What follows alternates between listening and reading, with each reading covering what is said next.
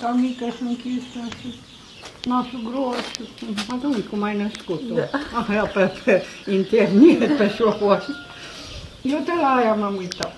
Și tata am întrebat-o, de la cine ai furat nasul? De la cine ai furat torții?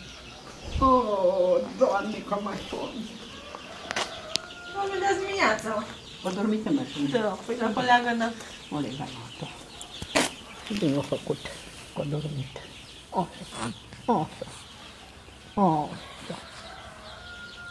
Așa, îngerul bunat, cum să-l duc. Salbaște clar ochii. Să mă închid. Acum s-a albastru deschis, o să Să fie... mă închid. O să vină mai închis. Asta are ochi frumos. Are ochi frumos. Are guriță frumoasă. Ești tată frumoasă. Păi ce zici, mamă? Știi să ce și zici? Păi dar n-ai stat degeaba la București, ai crescut. Vrei? Ai crescut mare. Da, teta mare. Așa. Și suiețiții? Nu, îmi dau lapte, mă mult și dau.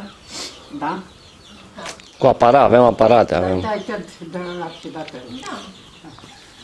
Păi pentru că am prea mult și trebuie să-l scot oricum. Da. Să duce că lapte, dar mama nimic nu înlocuiește. Ăla-i de...